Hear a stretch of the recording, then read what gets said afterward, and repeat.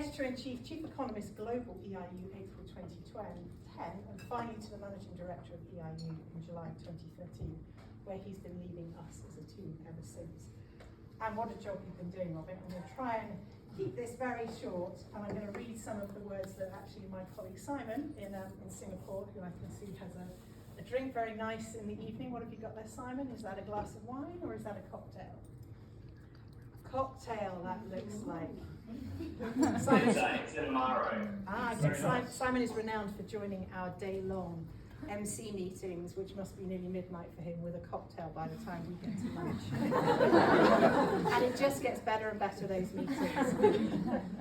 So Robin has made a huge contribution to everything that we do in EIU, and I know we will all miss you very much. But I just want to kind of share a couple of highlights. You first started at the Treasury. You may have all of this in your own speech, so I'm going to try not to cover it, and then ultimately came through to run our business. I think Alex will be missing the conversations about targets and push harder and sell more, which gets quite a lot. And I think, I think Helen will do a good job at that. Helen's doing a bad job at the moment of replacing that. Absolutely. So we need to find someone. Who can we find to replace Robin? I don't know how that's going at the moment, but I think it will be a tough job. You've sat in so many different chairs. You stood on so many pieces of furniture. But we're going to miss all of that, Robin. But I think you've taken the long-term view for us, and I think we were all incredibly proud to know you when you shared the reasons why you were leaving. I think that was really important for us all to understand. I think everyone in this room and on the call here really valued your openness. And I think part of that we saw in lockdown for anyone who joined the Wednesday evening virtual drinks, which were quite renowned. You sort of started, I don't know, sometimes it felt like we had 40 or 50 people on those calls. And I think they were about as much for Robin and keeping him connected to us as for us to connect with each other. And I think everyone found that incredibly valuable. So we have a couple of gifts for you, Robin, that we would like to share as a memory of your time here. So if we could have the other one first. Thank you. We thought you might like this. Which we have removed from the wall. We're hoping that Rachel will allow it to be on the wall in your house. I'll do my best. There you go. Yeah. See that on the screen. This was actually a present given to me by Mary Boyd, who is now retired and is living in Toronto, but used to be head of corporate network in Shanghai. It means a lot to me. I've managed to keep it through 2 office moves. You were so attached to it in September, I think, when we were coming back into the office, that we thought you'd like to remain attached to it. I sent a special email to facilities. You did. Thank you. I remember it. And then we have a collection of stories for you in here that you will potentially want to look at later. You might just want to open it and just sort of show people. I don't know what you mean. It's a shoebox. It is a shoebox, yeah. Okay. Would you like your It's every New Zealand country page update. As long as it's not every issue of Global Outlook that I ever wrote, that would be. Oh, what? Oh, wow. Okay. Maybe. Oh, okay. Yes. So I wasn't expecting anything quite like that. God, I look young on one of those photos. There we go. So it is a book. Book of stories. Gosh, it is. Well, God, there's photos of me looking like a child. Wow. There's a photo of me and Dan, and I'm wearing a beanie, which is not so much like oh God, that's amazing. Look, thank you, everybody. This is probably the most wonderful present I could possibly have had. So that's really kind. Thank you very much. So to Robin, 27 years, whatever you're going to do next, good luck and best wishes from all of us. Thank you. Thank you.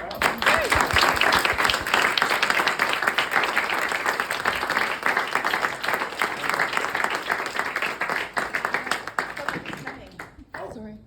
Okay. Oh, okay. All right.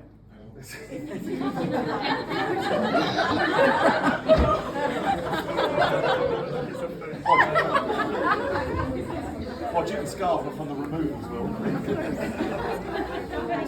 Where do you want it? There's something slide down after you, just saying. We need to make sure that people can hear you though. Where are the other speakers? I think there's one on each table. It should be. Is this one not working? Yeah, that was It's Yeah. working. Yeah, you can Okay. stand there. All right. Right, I'm going to go around this way. Okay. For those of you not, wait, gosh. Is it echoing now? You might need to twist that camera actually, because there's. If I'm going to stand up, no one's going to be able to see me. Do you want me to do it?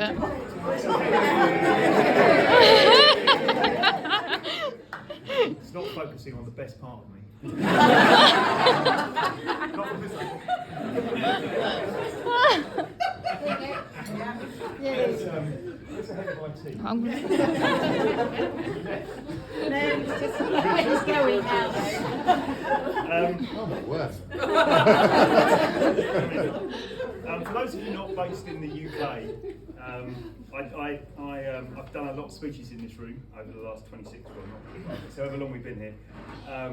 And I always do them standing on a piece of furniture, although not normally in the middle of the room. So I guess this is my swan song. I guess none of this furniture is going to make the move to the Adelphi, so I guess it doesn't matter anymore.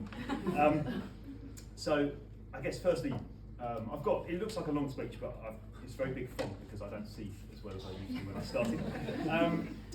So it's great to see just so many people here and all the people on the Zoom call as well. It's actually means a lot. I do want to say thanks to Kerry, who's gone now, and Helen, who's on the call for organising all of this. I guess if I'd realised that it was going to be quite like this with so many people showing up, I might have left earlier. And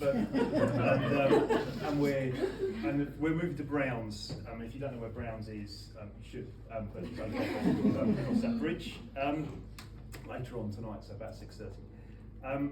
So I guess before I start, just a little bit of housekeeping. So firstly, I just want to say thanks to everyone who's been in touch. So there's lots and lots of people I think over 100 people have sent me messages.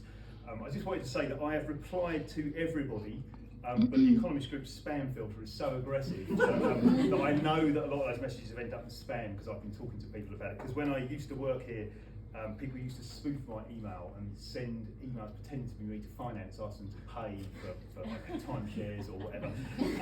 So the spam filter is very aggressive. So if you have emailed me and not heard back, look in your spam, and if it's already auto-deleted, email me again and I'll send it because I've replied to everybody that's been in touch. And then the other thing I wanted to say is that I hear that a lot of people, some people are worried about getting in touch and they don't know what to say and they feel a bit embarrassed. And I guess all I'd say is don't be. I know it was a big shock to all of you, but it wasn't such a big shock for me. I've actually suffered from depression on and off since I was 17, so it's not the seismic event that it might appear to be to you guys. So the main thing that's different for me is actually that I've just got a lot more free time. So I'd be very keen to hear from you. So if you're worried about emailing me, you don't need to be. I've got a very thick skin. You won't say the wrong thing, but it would be nice to hear from you. I don't want to spend this speech talking about depression and mental health because it's not very good party material. So and also because I don't want it to define me. And one of the many reasons why I didn't share any of this with many people, there were a few that knew, it was important to me that it wasn't the way that I was defined in the business. But I did ask Lara to include, in fact wrote the sentence in the note that went out in the hope that something good would come out of it. And I guess just there were two things that I kind of hoped.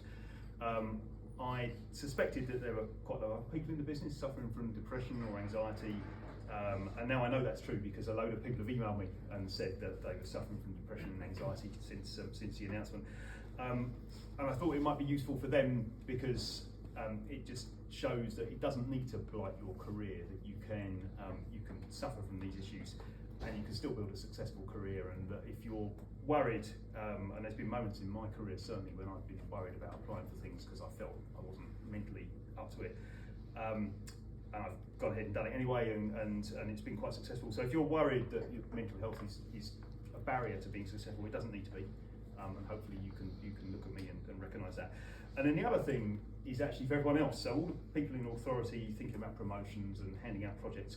I mean, one of the reasons, and there are many, but one of the reasons that people don't say they've got a mental health problem in the office is that they worry that people will then count that against them in terms of promotion and opportunity, because they think that people won't be able to cope with the pressure. And hopefully I'm a good example of the fact that that's not true. And in fact, I would say something quite different, which is that people who are suffering from depression and anxiety are incredibly resilient because they have to deal with all the shit that everyone else has to deal with while they're depressed. Actually, I mean, I think I've demonstrated quite a bit of resilience over the years, just in terms of the normal stuff that happens in the office, but there have been moments, and to be clear, it's only moments, when I've had to do that when things have been pretty rough. I think I've been bad for about 10% of the time I've worked here. I've been sort of a bit flaky for about a third of the time, bad for about 10% of the time. But you can do it, and so what I would say is if you're looking at giving someone an opportunity or promoting someone and they've been honest enough to say they've got a mental health problem, don't assume that means they can't take the pressure, because that's absolutely not the case. How do I feel after 26 years in the EIU? Looks tired. As Sharon said, I joined in '95. I was an economist in the economics unit. I ran the global forecast, so I did the US forecast as well. And Sharon gave more detail, but I guess I just said I ended up running editorial and then I ran the entire business. That's more importantly for me, I've travelled all over the world, and so it's great that so many people have dialed in by video, because I feel very close to people in these other offices. I've spent a lot of time overseas, and I've always thought that was a really important part of my experience here. I've been part of so many new initiatives, including many initiatives that to you look really old hat, but to me are all new, like going on the internet, stuff like that. When I joined, that wasn't how it was. And I have actually been offered jobs elsewhere, believe it or not, over that 26 years, often for quite a bit more money, but I've always felt it was going to be impossible to sort of replicate the experience I've had working here. And I think particularly the amount of autonomy that this company is prepared to give people from quite a young age. I think that it's most other organisations don't trust you with decision-making authority until you're very old and grey. And here, I think, for many reasons, possibly not all good ones, we allow people to make big decisions very early on. And I've always thought that was one of the things that kept me here. I felt you could make a difference, and in other organisations, I think that was more difficult. I've always felt, and remember I've worked here for 26 years and I worked at Treasury for 2, so this is basically my entire working life. And it's more than half my life as well, because I'm not 52 yet, so I've actually been here just slightly longer than half my life. I've always thought the EIU was a very special place, so I've actually thought it was a special place even in the context of the overall economist group, which I also think is special. But I think the EIU is particularly special, so I think that business, our business, has got a fantastic heritage. So I think the EIU really stands for something. I think the way that the newspaper stands for something too. I think it's got principles, and those principles are the same ones as the newspaper has, and I think the willingness to speak truth to power and take part in what we call the severe context, I think that matters just as much in the EIU as it does at The Economist. I remember a long way back, so no one here, when we wrote some really difficult stuff about Turkey, and the Turkey analyst was threatened, and we've done some hard things at the EIU, and I think we can be proud of the willingness that we've had to confront difficult situations and speak the truth. I've also been really pleased, I wouldn't have stayed I think if this wasn't the case, but the way that the business has been willing to embrace change and to innovate. I mean, when I joined, we just produced written reports once a quarter. That was such a nice life back then. There was no numbers. So, I mean, we established forecasting as a discipline. That was basically my job when I joined. We embraced the internet, so I joined in '95, we went online in '97, and within about 18 months, almost all the clients have gone online with us. But I mean, that was a kind of existential moment in the way that the newspaper has had existential moments with the change in the advertising market when we went online. That was a life or death situation. So we did that. We pushed into all these new areas, so industry, risk, business environment stuff, democracy. So LASA was very drove all that. China, we invested a lot in China. I'm not sure if there's anyone on in China now, but we invested a lot of time in China. So we've done lots and lots of new stuff. So the business I joined, print, quarterly, very slow tempo, a bit sleepy. And it certainly isn't like that now. We've also developed whole new lines of business in the EIU. I'm particularly proud of this. So we developed public policy from scratch in the EIU. So we didn't have a consulting business at all, and we built that, and also health policy. But we also built thought leadership, which was the original sponsorship business, all the white papers and stuff like that. Conferences used to be in the EIU. Even education used to be in the EIU, because we started education through that Which MBA program. And I guess one of the things that makes me smile, and I need you to remember this because I won't be here to advocate for the EIU from this evening onwards, is that the board sometimes asks me, why isn't the EIU any bigger and why can't it grow faster? I guess my retort to that, or maybe in my head, I don't know if I said it out loud, is that almost every revenue stream in the group that the board is expecting to grow in the next 3 years is a business that the EIU created and gifted to some other part of the organisation so they can sort of run it. So impact is wonderful, but public policy and thought leadership are EIU businesses, conferences used to be in the EIU, and so all of that stuff. So I think the role that the EIU has had in making sure that the group is commercially successful, I think is perhaps not massively well understood, because so many other things in the group actually are businesses that originally were developed in the EIU. So I think it's not possible to overstate the role that the EIU's had in that. I'm very proud of all of that. When Lara joined, so 2.5 years ago or so, she said she found it very surprising that anyone could still find a business interesting after having been here, I guess at that point, 24 years. I'm not sure if there's a hidden message there. But the reality is it's not the same business. It keeps reinventing itself. And so I guess I'm also proud of the role that EIU has had in the group in terms of spilling out skilled people into the rest of the organisation to do magical things elsewhere. So I mean, I've got a list of people that sort of spring to mind. So Asif Chowdhury, gone off the conferences and is driving, he went to Eurofinancing conferences, driving change there, was EIU originally, so corporate network, ran customer research in the UK. Dan Morris, who I think is here, has done pretty much everything for the EIU and is now running commercially in Impact.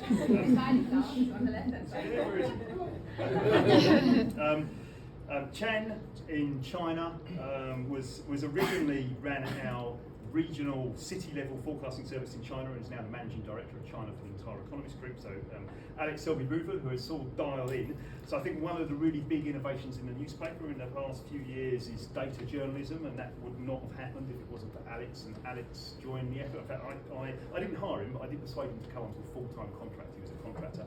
So Alex went to the newspaper. Andrew Palmer went to the newspaper as well, so he was ex-EIU as well. I can't lay claim to Daniel Franklin, because he did, I guess, 15 years at the newspaper before he came to the EIU. He did 10 years in the EIU, and I feel that was really did shape him, and he's gone back to the newspaper, has been a big advocate for us. And other people, Claire Casey, Andy Staples, John Ferguson, many other people who've been in the EIU and have gone off to do other things elsewhere in the group, I think have been very powerful. And I think that's exported a bit of the EIU culture to the rest of the group, which I'm very proud of. And that kind of brings me where I want to end, which is the culture and the people. I think most leaving speeches, certainly in the EIU, maybe in the group, end up with people saying that it's the people that make all the difference. And it sounds like a cliche, but it really is true.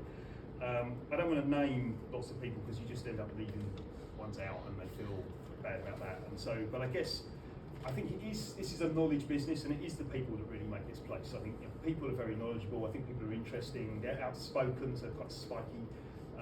I think it's inclusive, so it's quite broad-minded. There's more to do, and obviously I have played a role in that through my tech in colour. But I'm particularly proud of India and the India team and how we've managed to integrate them in the rest of the business. I think that's been great. And I think the richness of all my colleagues means I've always been learning, so it's been 26 years of development for me. I felt that there's always been something that other people have been able to add. But I think beyond that kind of intellectual side, and this is really important for me, is that it's been so collegiate. It's a very collegiate culture. People are kind, dedicated, and I think people are selfless. I've seen some real sacrifices that people have made for others in the business. And I do include the entire group in that. everyone from facilities through to IT, finance, marketing, newspaper editorial, circulation, data science, advertising, all the group. I walk across the floor here and in other offices as well, and I just see an organisation which is filled with people who are nice to be around, and that's really important. And I think other companies find it really hard to replicate. I mean, the real reason that I'm still here after 26 years is that. It's not really about other things that the group does, but the people are fantastic. And I think some markers of that, I mean, Lindsay joined in the pandemic, so I talked to her a bit about what it was like for her, and she said Lindsay used to work for BMI, one of our competitors, and then Fitch, saying that it was such a breath of fresh air because everyone was really helpful. Everyone she reached out to was collaborative and wanted to share information, and it was just very clear that that's not the culture in other organisations. I mean, it's a small thing, but I actually think it's quite big, is that I talked to a lot of new joiners over the pandemic, particularly about how they feel they've been integrated in almost universally. People have said it's been an amazing induction and I feel really part of the business, and that's very hard to achieve when people are sitting in their bedrooms, and I think that goes to show that everyone else has been really keen to try and make people feel wanted. I've received a lot of kindnesses over the years. I mean, I've covered up some of my issues by and large, but that doesn't mean that it's not always shown, and when it has shown, I think people have been very kind to me. The willingness of people to socialise with me, even when I've had really big jobs, which can sometimes mean that people don't want to go anywhere near you, that's been really important actually, because there's been times when my self-esteem has been a pretty low ebb, and the idea that people have actually wanted to spend time with me is something that I've sometimes found quite difficult to be confident of, and so the fact that people want to spend time with me has been great. The warm welcome I've had from the teams all around the world, so a lot of people dialed in on Zoom.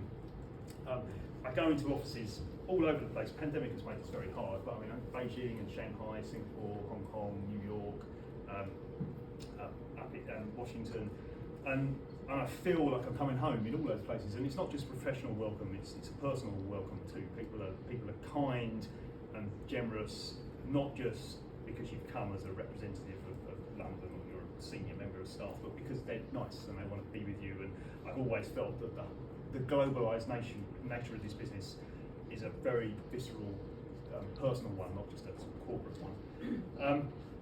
I think the way that people, even who have moved off into other areas of business, sometimes years ago, so again using Dan again as a good example, still want to engage, they want to talk. I find that very touching actually, that people who've left the EIU a long time ago and doing other things and building careers elsewhere still want to talk. I find that really important. I actually feel strangely paternal over the EIU colleagues, the current ones, but also the past ones. It is like a big family to me. And I've been really moved actually by the way that people have reacted to my leaving. So I said, it was a bit upsetting. I had a lot of emails saying that people thought that I'd done some good here and that they felt that I could have continued to do so, and I was quite upset about that. And then my wife pointed out that if I'd stayed here longer, they might have flipped to people saying that you should have left 5 years ago. This is probably the best way to leave. So it was kind of bittersweet, but it is nice for people to hear that people think that I did something useful.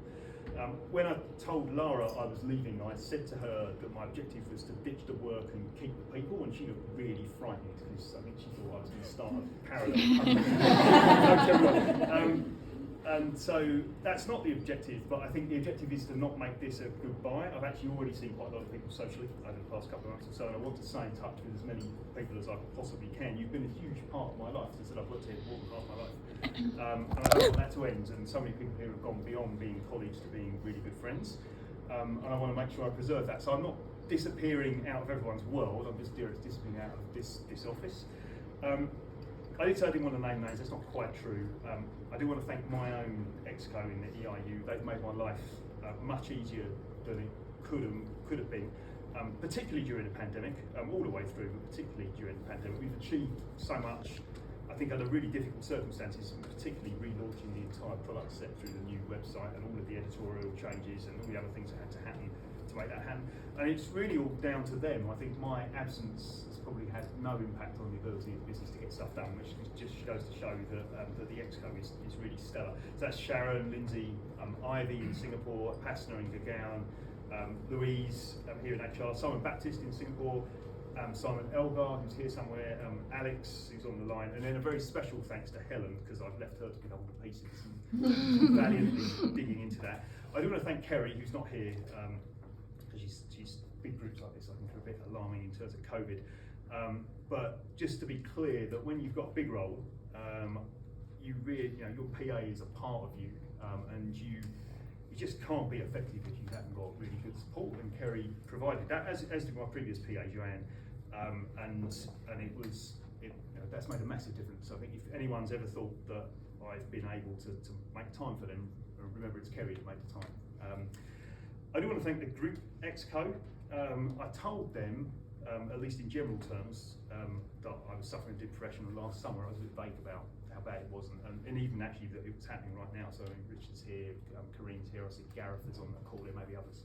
And I think they all responded in the best possible way, and I think their reaction gave me the courage to be more upfront now.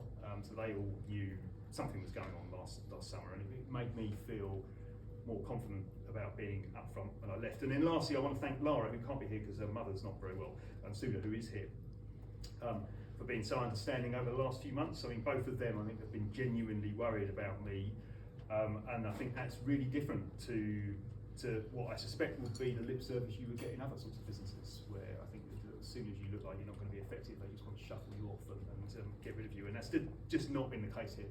I think Lara and Sula, and many other people, but obviously they're in a position of authority, have been really kind in an environment where obviously my rapid absence has created quite a bit of difficulties.